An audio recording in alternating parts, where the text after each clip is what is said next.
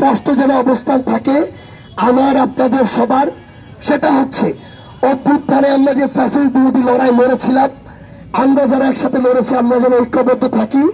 আর আওয়ামী লীগ এবং আওয়ামী লীগের যারা দোসর, জাতীয় পার্টির মতো সবচেয়ে বড় সুবিধাবাজ ভণ্ড যে দোসররা, এদেরকে একসাথে প্রতিহত করতে হবে। এই জাতীয় পার্টি বিরোধী দলের থেকে সকল প্রকার সুযোগ সুবিধা নিয়েছে এবং আওয়ামী লীগকে সরকারি দলের বৈধতা দিয়েছে। এবং জাতীয় পার্টির সবচেয়ে বড় ভণ্ডদের মধ্যে একজন হচ্ছে জিএম কাদের। এই জিএম কাদের ইলেকশনের 15-20 দিন আগে ইন্ডিয়া যেত, ক্ষমতার নেগোসিয়েশন করত, অর্থের নেগোসিয়েশন করত, বাংলাদেশে এসে বিড়ালের মতো চুপ হয়ে যেত। ইলেকশন হতো, দামি ইলেকশনে জাতীয় পার্টি বিরোধী দল হতো, আওয়ামী লীগকে তারা সরকারি দলের সমর্থন দিত। এই জিএম কাদেররা এখনো কিভাবে প্রকাশ্যে ঘুরে?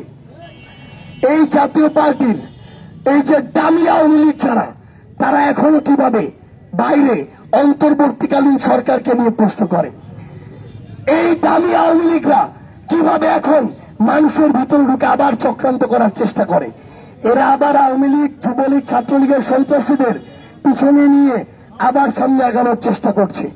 আমরা স্পষ্ট করে বলি, ফ্যাসিস্ট বিরোধী যে ঐক্যবদ্ধ শক্তি, আমরা যারা একসাথে 24-এ লড়াই করেছি, যে কোনো মুহূর্তে যে কোনো সিচুয়েশনে এইরকম দালালদের, স্বীকৃত দালালদেরকে আমরা একসাথে মিলে আমাদের জায়গায় তাদের মুখোমুখি দাঁড়িয়ে যে কোনো ব্যবস্থা নিতে প্রস্তুত থাকবো।